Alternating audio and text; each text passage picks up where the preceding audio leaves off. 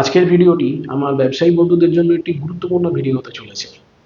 বিজনেসে অনেকে বাকিতে মাল দিয়ে থাকে, এটা দরকারও ব্যবসা প্রপারলি চালনা করার জন্য। অর্থাৎ যারা বোনাফাইড কাস্টমার আছেন, জেনুইন কাস্টমার আছেন, তারা যদি বাকিতে মাল নেন এবং তার টাকা শোধ করতে থাকেন ঠিকঠাকভাবে সময় অনুযায়ী, তাহলে অসুবিধা হওয়ার কথা নয়, বিজনেসের রোলিংটাও জারি থাকে।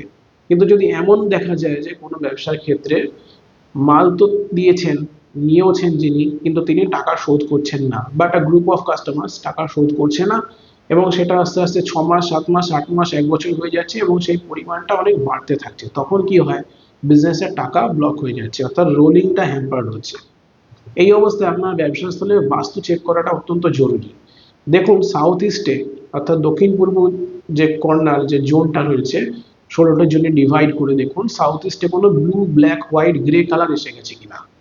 তার সাথে দেখুন ওয়েস্টে কোনো গ্রিন কালার, রেড কালার, কোনো গার্বেজ স্টোরেজ, কোনো টয়লেট, কোনো ফায়ার অ্যাক্টিভিটি হচ্ছে কিনা, এই জিনিসগুলি দেখা দরকার। আর তার সাথে আপনার বিজনেস প্লেসের যে এনার্জি ফিল্ড, যে দেবতা ফিল্ড, সেখানে সবিতা, সবিত্রা, এই দুটি এনার্জি ফিল্ডে কোনো ডিস্টারবেন্স এসে গেছে কিনা, কোনোভাবে, যে কোনো রকম ভাবে আসতে পারে।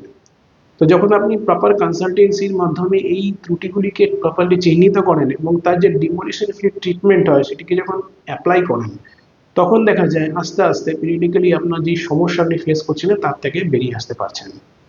এরকমই আরো অনেক বাস্তু সিক্রেট জানতে আমার সাথে থাকুন।